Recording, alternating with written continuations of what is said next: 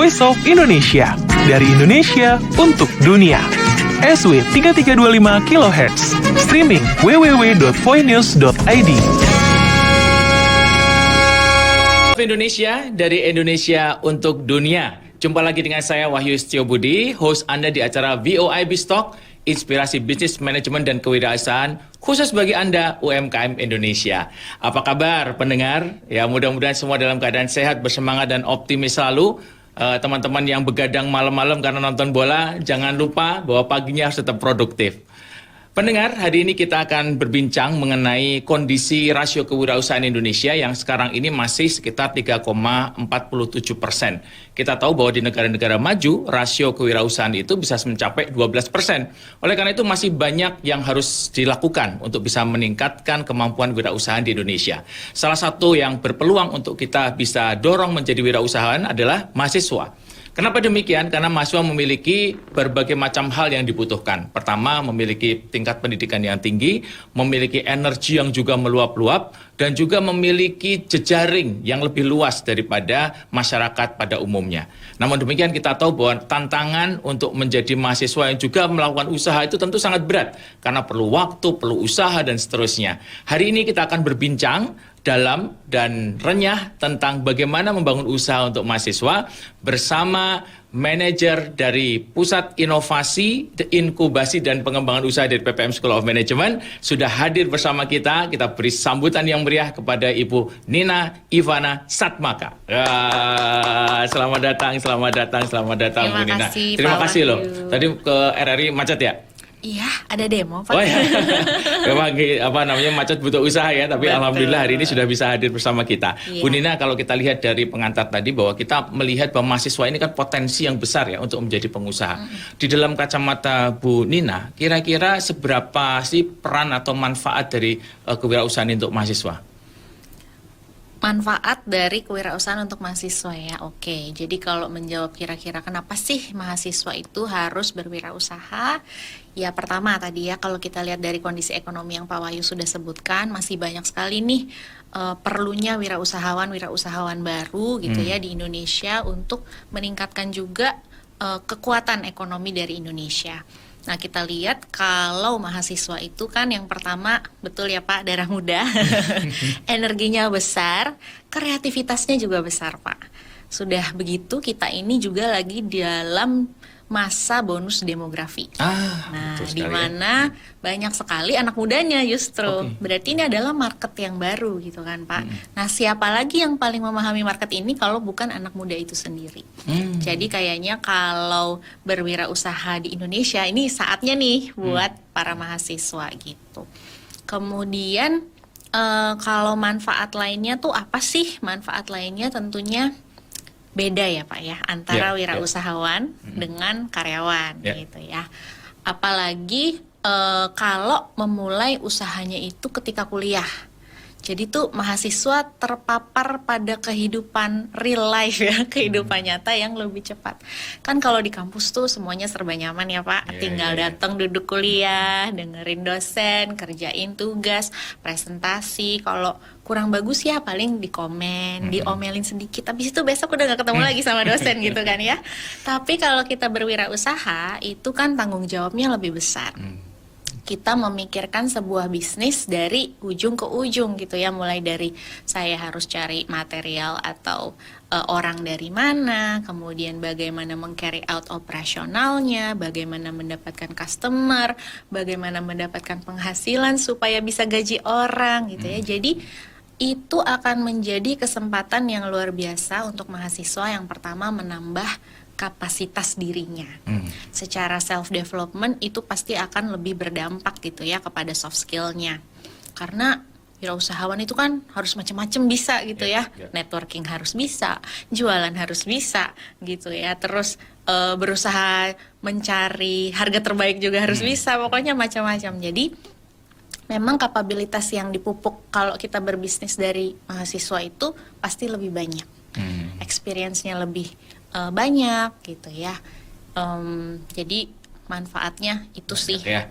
Tapi gini, kalau kita misalkan lihat tuh kadang-kadang kan orang tua ya, apalagi yang di rumah ya, kamu tuh nggak usah usaha lah gitu, masuk kerja bapak ibu sekalian ini kerja buat biayain kamu supaya kamu nanti malah kerja gitu kan. Terus harusnya kan kamu IP-nya tinggi gitu, fokus pada belajar aja. Nah itu gimana, Bu Nina?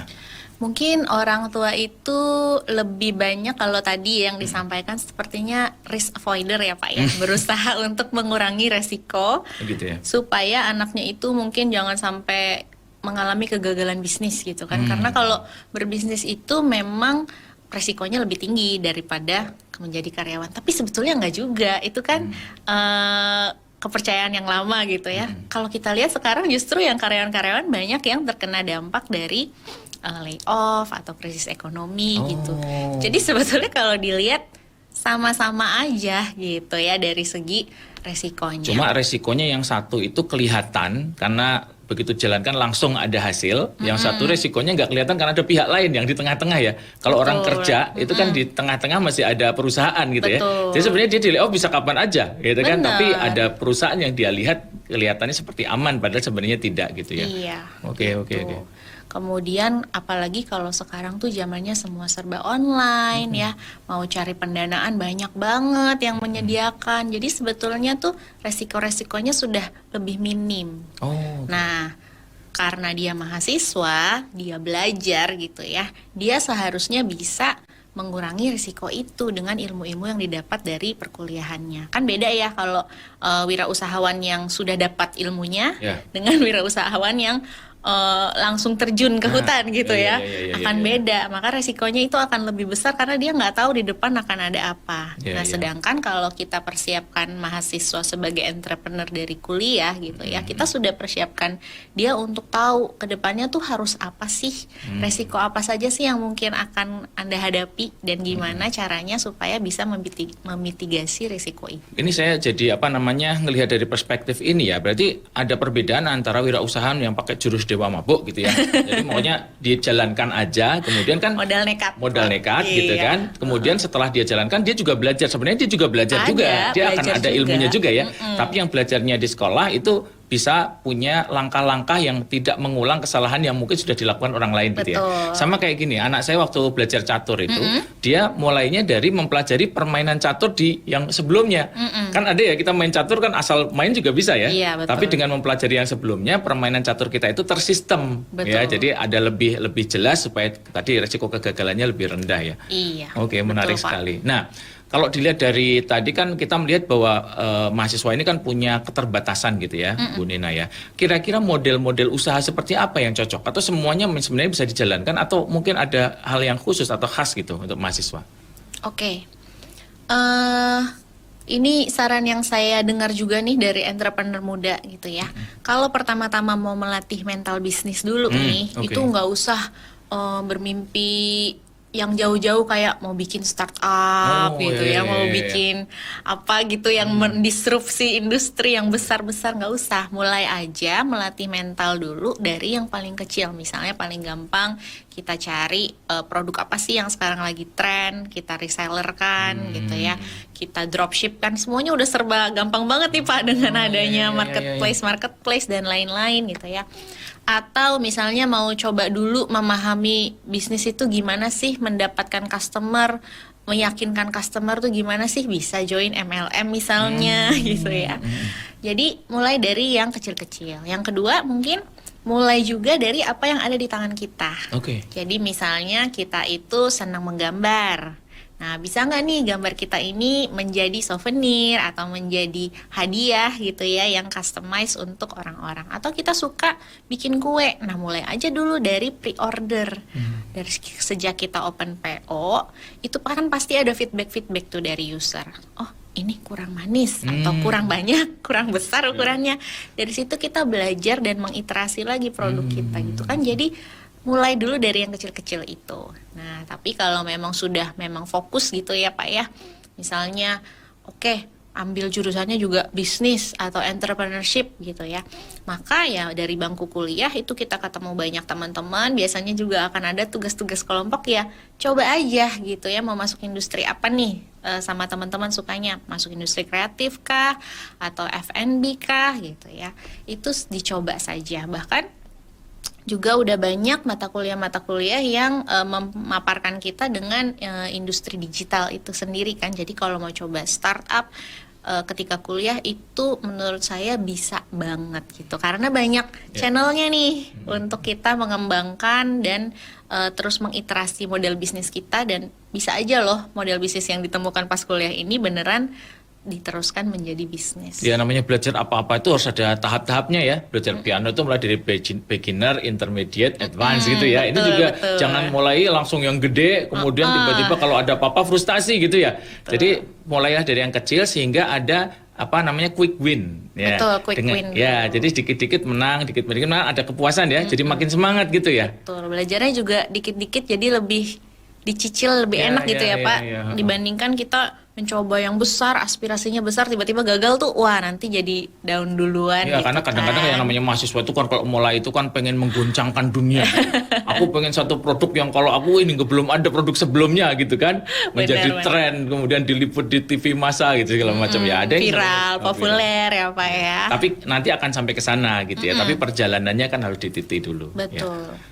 Oke, menarik sekali Bapak-Ibu sekalian, rekan-rekan pendengar. Kita tadi sudah bahas banyak bersama dengan Ibu Nina Ivana. Nanti kita akan kembali lagi setelah kita dengarkan lagu dari Noah dulu, Jalani Mimpimu.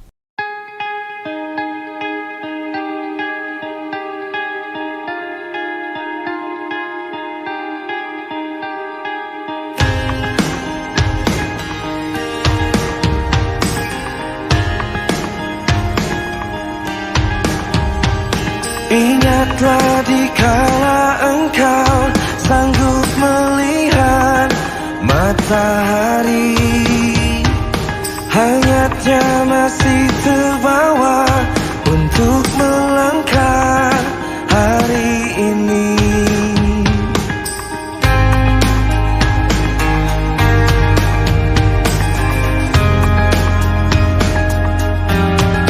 Hapuskan segala keraguanmu, masa lalu takkan melemahkanmu. Lupakan gelisahmu, teruslah kau mencari.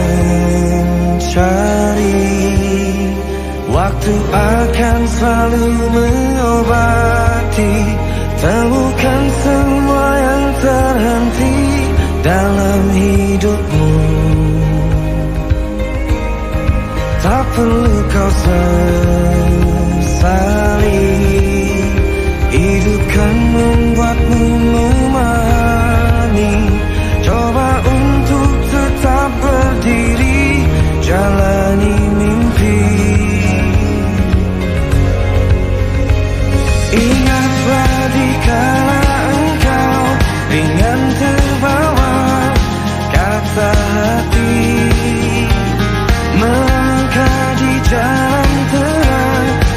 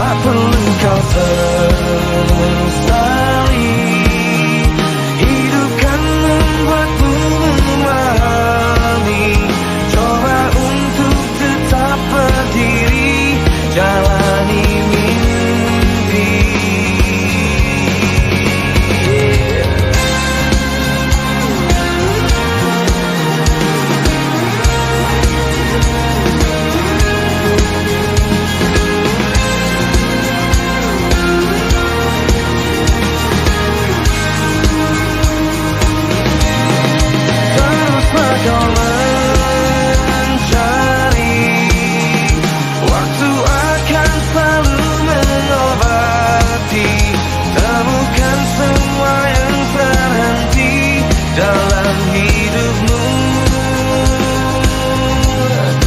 Tak perlu kau sesali, hidup kan membuatmu memahami.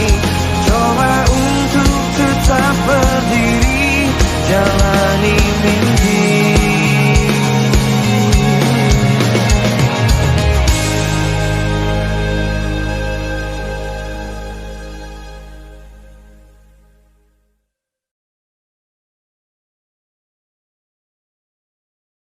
Jumpa lagi pendengar, kita masih bersama dengan Ibu Nina Ivana Satmaka, Manajer Inovasi, Inkubator dan Business Development dari PPM School of Management. Hari ini kita sedang berbincang mengenai wirausaha untuk mahasiswa. Nah, tadi kita sudah bicara banyak nih Bu Nina terkait dengan manfaat wirausaha, terus kemudian model-model seperti apa yang cocok nih ya buat mahasiswa-mahasiswa untuk mulai masuk ke dalam dunia usaha gitu ya. Nah, sekarang kita pengen coba untuk lihat kondisi real para mahasiswa sekarang ya. Kan tugas kuliah banyak, berjibun, bahkan sampai keluar, sampai rumah pun kadang-kadang PR masih banyak gitu ya.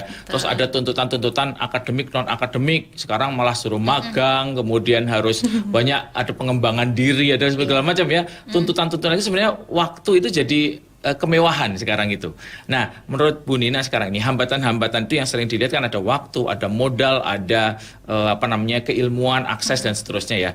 Kita mulai dari konsep waktu dulu. Kira-kira dari sisi waktu bagaimana sih praktek yang paling baik ya untuk para mahasiswa ini? Oke, dari segi waktu ya begitulah ya Pak ya. Semua manusia punya 24 jam yang sama. Kalau kita lihat orang bekerja sama mahasiswa sebetulnya lebih sibuk orang bekerja, tapi banyak juga orang yang bekerja bisa sambil buka usaha. Jadi itu pertanyaannya bukan bisakah tapi maukah gitu. Karena pastinya kalau kita kuliah aja versus kuliah plus berbisnis pastinya ya akan lebih capek. Jadi maukah kita lebih capek? Jadi rela ada harga yang harus dibayar gitu ya Pak ya. Nah itu dulu yang pertama, jadi mau capek atau enggak gitu ya, komit. Lalu yang kedua baru mungkin memanajemen waktu dengan baik. Jadi ya mungkin kalau teman-teman itu berbisnis dan sambil kuliah ya maka akan mengurangi waktu hangout. Kemudian waktu belajar juga harus lebih efisien. Jadi kalau di kelas jangan tidur tapi perhatikan gitu ya supaya udah teringat nih nanti ketika mau UTS mau UAS semuanya udah lebih mudah di recall gitu. Itu sih. Kemudian sih di tahun-tahun lalu ini kan udah muncul kebijakan baru dari Menteri Pendidikan kita ya, bahwa ada yang namanya MBKM, Merdeka Belajar. Nah, salah satunya itu adalah Merdeka Belajar Kewirausahaan, di mana mahasiswa boleh tidak kuliah 1 semester gitu ya, lalu melaksanakan bisnisnya, dan nanti hasil dari aktivitas mengembangkan bisnisnya itu bisa dikonversi menjadi SKS untuk nilai kuliah itu. Nah, itu udah menurut saya sangat membantu banget untuk mahasiswa yang nggak punya. Align ya, dulu zaman dulu nggak align, tapi sekarang ini dihargai sebagai alignment terhadap akademik gitu ya. Betul. Jadi misalnya teman-teman sudah semester 5 gitu ya, itu sudah dimungkinkan untuk teman-teman mengambil program MBKM Wirausaha Merdeka. Nah, jadi di situ teman-teman waktunya banyak gitu. Nah, waktu yang banyak Sok lah ini pokoknya kamu pakai gitu ya. Jangan disia-siakan gitu ya, karena kalau wirausaha itu kan nggak ada yang nyuruh, nggak ada yang narget ya Pak ya, nggak ada yang ngomelin. Jadi kita harus menyeret dan mendorong diri kita sendiri untuk mengoptimalkan waktu dengan baik. Itu sih. Jadi memang wirausahawan itu harus self starter ya Pak, inisiatifnya tinggi, bisa menentukan target pribadi dan bisa mengeksekusi target itu. Jadi nggak boleh tarsok-tarsok gitu Pak. Ini cakep banget ya. Jadi maksudnya manfaatnya terhadap soft skill kita itu langsung terasa dan juga kemudian dipakai gitu ya. Langsung praktek. Langsung praktek gitu ya. Kalau masalah modal gimana nih? Nah, biasanya kalau bilang, waduh nggak ada modal, itu kita tuh modalnya apa gitu ya gitu. Nah gimana tuh? Ya buat beberapa mahasiswa modalnya itu ada yayasan YAB ya, Yayasan Ayah Bunda gitu ya. Yayasan Ayah Bunda YAB ya. Suntikan dari orang tua atau saudara itu biasanya kerap disebut sebagai angel investor gitu ya. Sebetulnya sih nggak harus saudara aja, tapi kalau kita bisa mengembangkan networking dengan baik, Misalnya kita kenal seorang pengusaha dan dia percaya sama kita bisa presentasi dengan baik produk atau bisnis kita, itu bisa saja menjadi angel investor. Nah, makanya mahasiswa yang mau berbisnis itu nggak boleh kuliah doang, harus sering-sering juga menghadiri acara-acara di mana teman-teman bisa networking. Gaul ya. Itu gaulnya nggak boleh cuma sama mahasiswa-mahasiswa, tapi sama pengusaha-pengusaha. Sekaligus mereka itu kan sudah menjalani nih tapak jalannya entrepreneur. Nah, kita bisa banyak belajar sama mereka. Nah, solusi permodalan kedua ketika masih di bangku kuliah, nggak punya yayasan ayah bunda gitu ya. Apa yang bisa dilakukan? Ikutilah kompetisi-kompetisi, terutama sekarang ini juga Dikti lagi gencar banget mengalokasikan dana untuk membiayai bisnisnya mahasiswa. Jadi kemarin itu ya kalau di PPM, 2 kelompok dari mahasiswa kita mendapatkan pendanaan. Yang pertama P2MW, jadi bisnis F&B. Yang satu lagi IWDM, saya lupa kepanjangannya. Itu bisnisnya adalah digital. Nah, mereka kirim proposal nih, gitu ya. Kirim proposal bisnisnya seperti apa, kemudian visibility study-nya seperti apa. Ketika proposalnya lolos, maka akan diberikan pendanaan, Pak. Ya, jadi mahasiswanya dapat, perguruan tingginya juga dapat. Nanti perguruan tingginya bikin workshop buat mahasiswa supaya bisa mengembangkan kapabilitasnya lagi. Kemudian dananya itu ya turun, bisa digunakan untuk operasionalisasi bisnisnya. Jadi mahasiswa itu yang tadinya ide bisnisnya cuma di kepala, karena sudah dituangkan di proposal, dengan kucuran dana bisa dijalanin nih. Dilihat bagaimana apakah yang sudah diproposalkan gitu ya, diidekan, ini sama nih dengan kenyataan. Nah, bisa jadi ada pembelajaran baru nih. Oh, ternyata target marketnya kurang oke. Oh, ternyata produknya harus ditambahin lagi fiturnya gitu. Jadi dalam proses itu malah terjadi penyempurnaan juga ya. Betul. Jadi justru difasilitasi untuk disempurnakan ide-ide itu. Betul. Jadi itu seperti semacam inkubator bisnis ya, tapi didanai oleh Dikti. Kemudian kalau mau mengembangkan lagi, mau kenalan dengan calon investor, sering-sering ikut lomba, Pak. Sekarang itu banyak banget lomba-lomba bisnis plan, lomba-lomba pitching gitu ya, dimana juri-jurinya itu kan pengusaha-pengusaha yang mereka itu tertarik juga untuk menginvestasi. Kalau ide bisnisnya tuh oke, tapi selain ide bisnis, kitanya sebagai entrepreneur tuh harus oke. Karena biasanya investor itu bukan cuma ngelihat ide bisnisnya, tapi ngelihat personnya. Ini bisa dipercaya nggak nih ya untuk benar-benar meng-carry out plan-nya sesuai dengan yang ada di proposal. Kemudian alternatif lain bisa mengikuti layanan dari inkubator bisnis, seperti yang misalnya ada di PPM School of Management. Salah satu layanan kita itu adalah kesempatan untuk pitching kepada investor. Nah, jadi lewat kesempatan pitching itu kita bisa dapat masukan, atau ya kalau bagus gitu ya, kita bisa dapat kucuran dana gitu, Pak. Ya, menarik ya. Jadi tadi teman-teman sekalian, yang pertama tadi adalah kita mencari angel investor.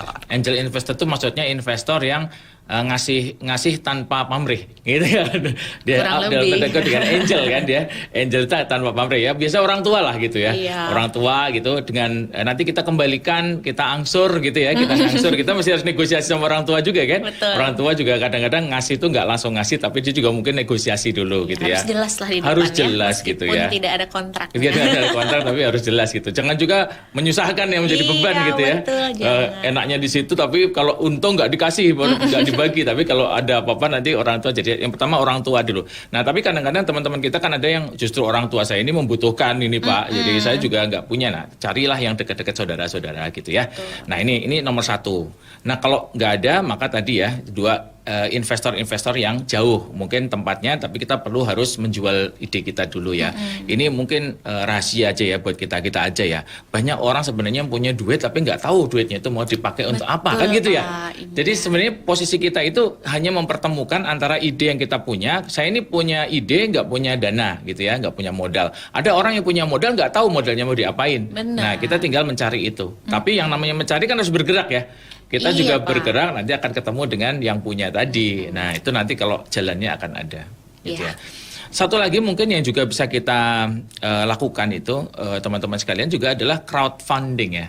crowdfunding. Betul. Sekarang itu ada konsep crowdfunding di mana bisa rame-rame mensupport suatu ide. Itu platformnya banyak ya, ada B-Share, ada macam-macam gitu ya. Nah, jadi kita bisa masuk sana. Atau kalaupun nggak pakai crowdfunding, kita juga bisa misalkan ngumpul teman-teman arisan aja. Ya. Arisan modal, ya kan? Arisan modal, ayo kita kumpul-kumpul patungan Komunitas segala macam. ya. Komunitas gitu ya.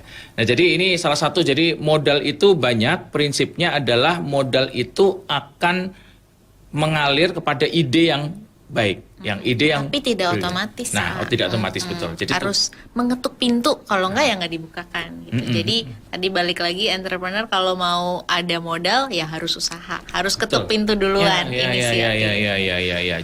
Jangan mager ya, jangan mageran Iya, gitu ya. betul. Satu lagi juga tadi Bu Nina sempat ceritakan mengenai mau atau tidak. Sebenarnya salah satu hal yang jadi penting adalah mindset kita juga ya. Karena banyak teman-teman di mahasiswa itu yang mindsetnya itu ada dua mindset nih. Ada namanya mindset player, ada namanya mindset victim. Oh, Ya, ada orang yang merasa dirinya itu adalah korban dari keadaan gitu loh. Betul. Misalkan saya lahir kok gini ya, rumah saya jelek, bapak ibu saya kok nggak punya resource, kemudian muka kok ya pas-pasan gitu ya. Kalau Iya, kita Pak. lihat itu coba kita belajar dari Alif Cemek gitu ya. Kamu Siapa tuh, Pak? nanya, kamu Oh, itu. bertenye-tenye gitu kan. Itu kan kalau dilihat dari Iya, aslinya. Kisah nyata aslinya dia, rumahnya kan ya Allah gitu.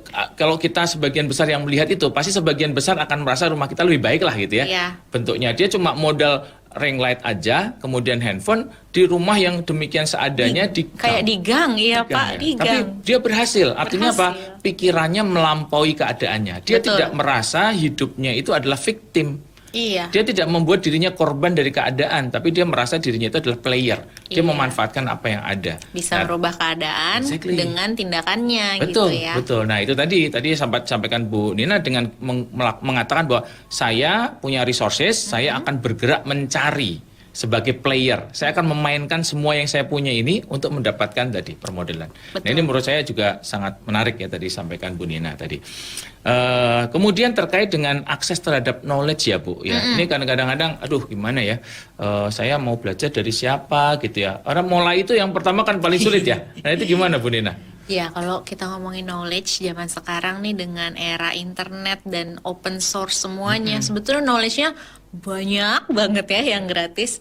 Tapi permasalahannya yang sekarang adalah saking banyaknya knowledge yang gratis itu, kita bingung kan mau ngikutin yang Betul, mana. betul. Gitu ya, dan knowledge aja tuh biasanya belum tentu mengubah mindset dan tindakan kita. Nah, makanya kalau ketika kita mulai berbisnis, itu enaknya adalah kalau kita dapat bimbingan dari orang yang sudah melaksanakan gitu. Jadi yang pertama kalau bisa temukan mentor gitu ya, mentor bisnis yang bisa membantu kita untuk mengatasi hambatan-hambatan yang kita alami, karena dari pengalamannya dia itu akan memperkaya apa nih insight yang harus saya lakukan. Yang kedua, kalau mau lebih pasti, ya bisa masuk ke universitas yang memang ada program studi entrepreneurship gitu ya, manajemen bisnis.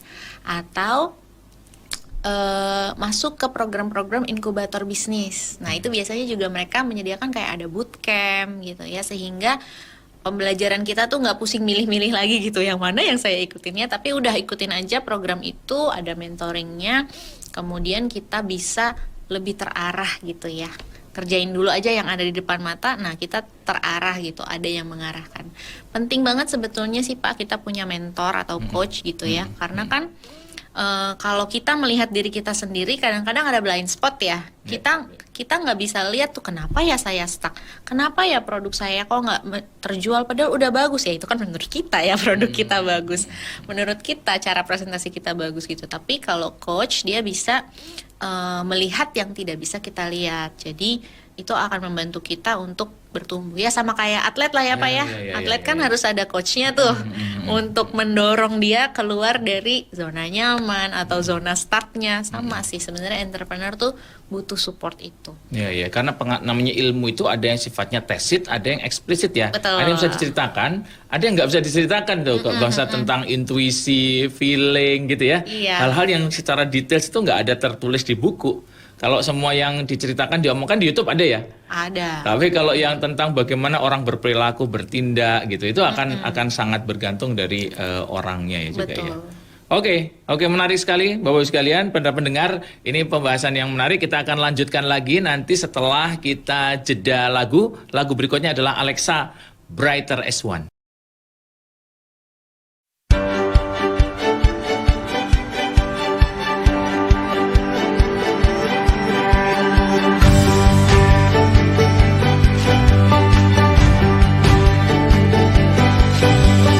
When the sun goes up, the day has begun. Brighter sky greets hello. There's no reason to feel low. Together we stand, be stronger as one.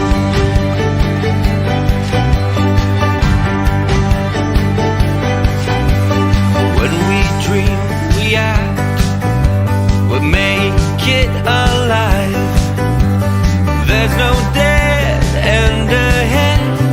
There is nothing hard to get. Together we write the story of our life.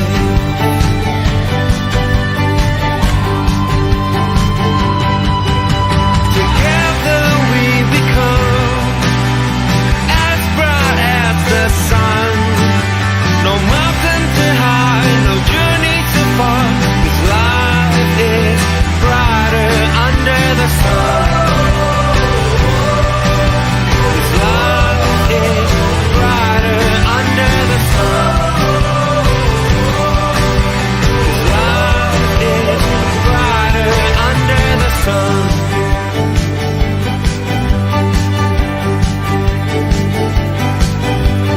Hold my hand. We gonna reach the impossible. Paint our life and make it beautiful. We can be whatever we want to hold my hand. We gonna reach the impossible. Paint our life and make it beautiful. We can be whatever we want to be.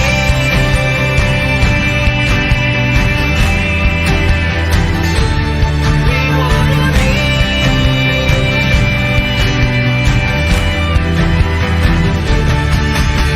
Together we become as bright as the sun.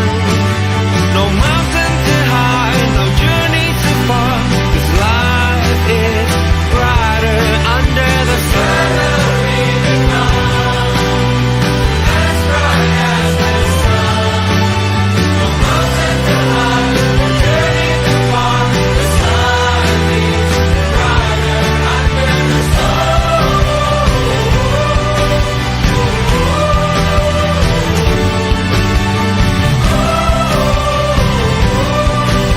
'Cause life is brighter under the sun. 'Cause life is brighter under the sun. 'Cause life is brighter under the sun.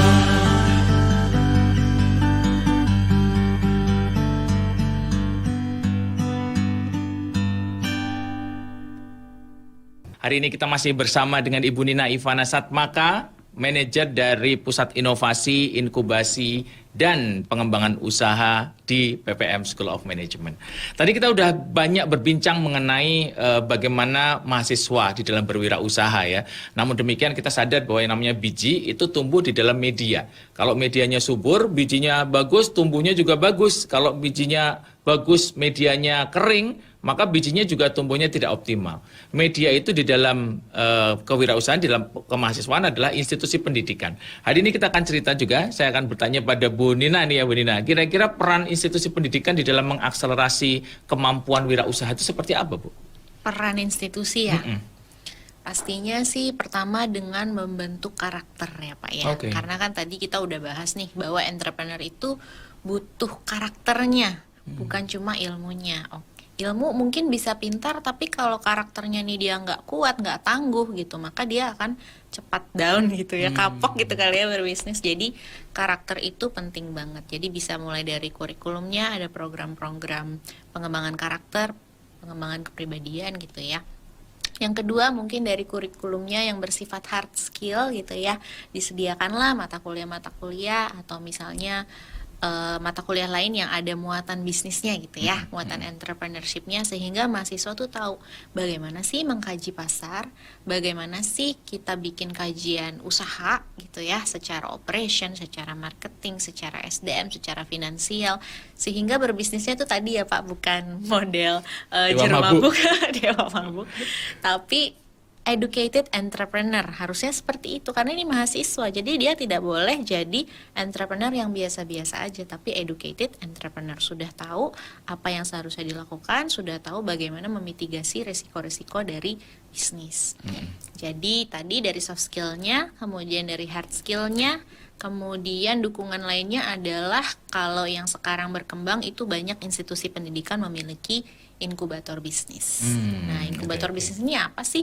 Inkubator bisnis ini adalah sebuah wadah tempat bermain anak-anak mahasiswa. Maksudnya mereka tuh bisa dengan resiko yang lebih kecil mencoba. Kalau mereka punya ide, oke, kalau saya kembangin kira-kira gimana ya? Gitu kan. Kalau zaman sekarang kan intinya adalah coba dulu aja gitu kan ya Pak ya. Pasti ada jalan, coba dulu aja. Jadi memang betul. Jadi dicoba aja dulu, dibikin proposalnya. Ketika pendanaan dapat, kita coba, dari situ kita dapat banyak pembelajaran, mungkin bisnisnya pivot gitu ya. Nah, disitulah peran inkubator bisnis mewadahi agar si mahasiswa ini bisa mengakselerasi bisnisnya dengan cepat. Mungkin ada support dari coworking space gitu ya, atau support dari tadi mentoring, ada bootcamp dan workshop, ada sesi pitching dengan investor, ada bantuan akses terhadap kalau dia butuh teknologi atau butuh bantuan untuk mengembangkan legalitas usahanya. Itu sih biasanya. Ya, menarik ya. Ini tadi berbagai macam hal yang bisa dilakukan institusi pendidikan ya untuk mensupport mahasiswa. Nah, ini cerita suksesnya ini atau cerita bagusnya ya. Tapi kalau saya pengen pandangan Bu Nina ini, kalau kita lihat secara real ya kondisi Indonesia sekarang lah, ini kita nggak ngelihat satu universitas atau dua universitas, tapi secara umum gitu ya.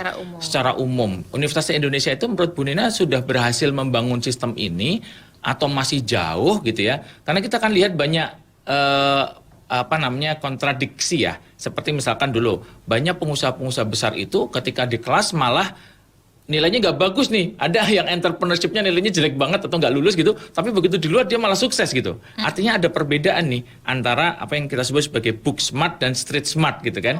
Nah ini gimana Bu Nina? Secara umum menurut Bu Nina institusi di Indonesia itu seperti apa? Institusi pendidikan Indonesia ya, kalau ngomongin khusus soal entrepreneurship, jumlah program studi entrepreneurship itu masih rendah banget Pak. Nah, jadi masih banyak sekali dibutuhkan ya, sepertinya tambahan lah universitas untuk semakin banyak membantu mengembangkan entrepreneur dengan adanya program studi yang fokus. Nah, yang kedua adalah karena biasanya institusi itu lebih berat di akademik.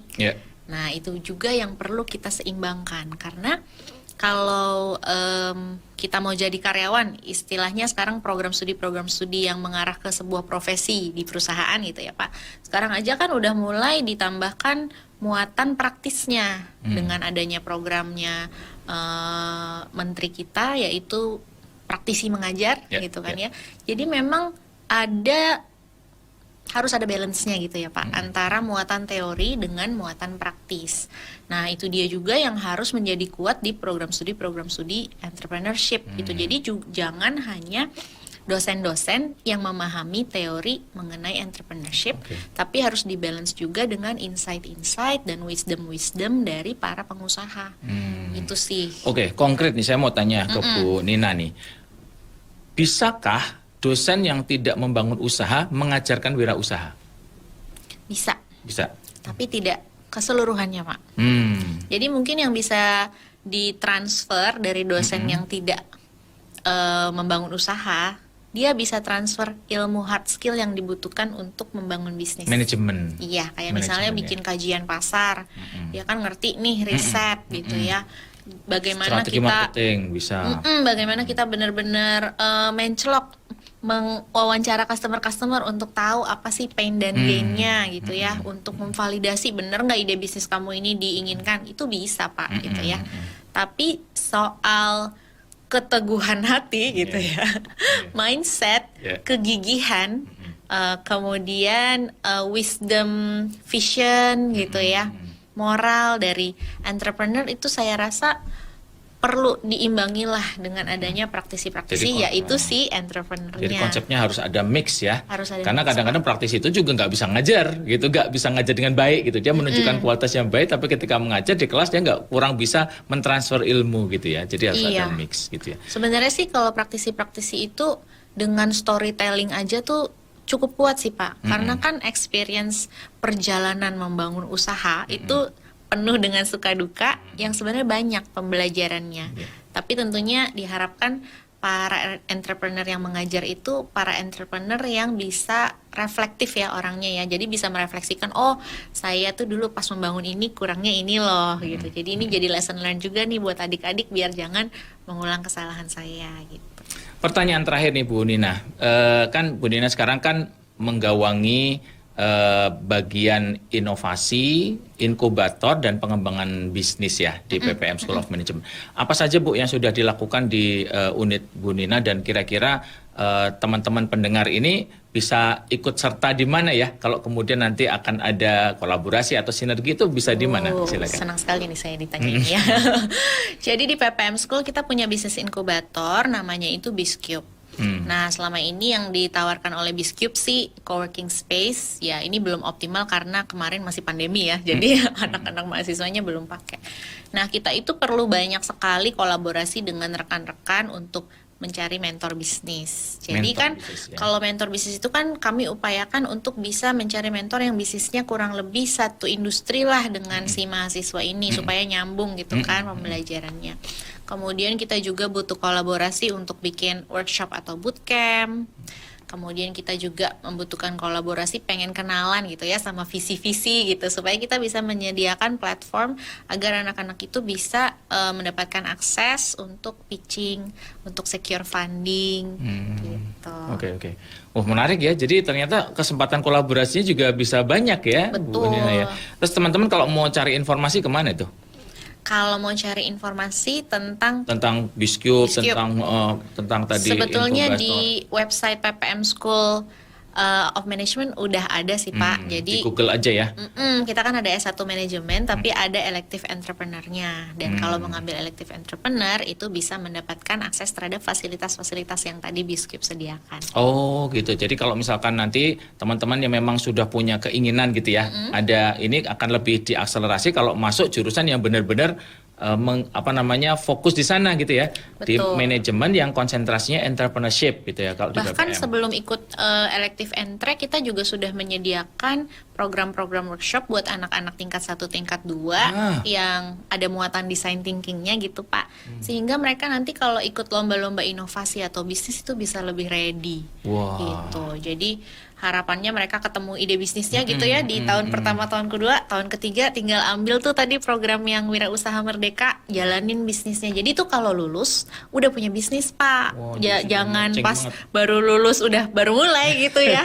Jangan udah lulus harusnya udah punya Justru bisnis. resources yang ada di perguruan tinggi itu dimanfaatkan Harus ketika mereka itu ada di sana. dioptimalkan betul. Oke, menarik sekali para pendengar, pembincangan kita hari ini luar biasa ya. Beberapa hal yang saya rangkumkan dari pembicaraan kita. Yang pertama adalah sebagai mahasiswa justru adalah waktu yang paling tepat untuk kita belajar kewirausahaan. Karena apa? Karena risikonya masih bisa ditanggung, masih banyak orang yang mensupport kita. Sementara lingkungan di Indonesia sekarang dengan berbagai macam kerangka mensupport ya dari pemerintah tentang meningkatkan UMKM itu juga banyak sekali hibah-hibah yang bisa kita ambil ya. Kemudian terkait dengan hambatan-hambatan, ada waktu, ada permodalan, ada keilmuan, semuanya sebenarnya bisa diatasi dengan adanya kita berada di posisi sebagai mahasiswa sekarang. Banyak sekali hibah-hibah yang ada, kemudian permodalan dari institusi-institusi kelembagaan finansial juga banyak, sehingga jangan bersedih hati atau jangan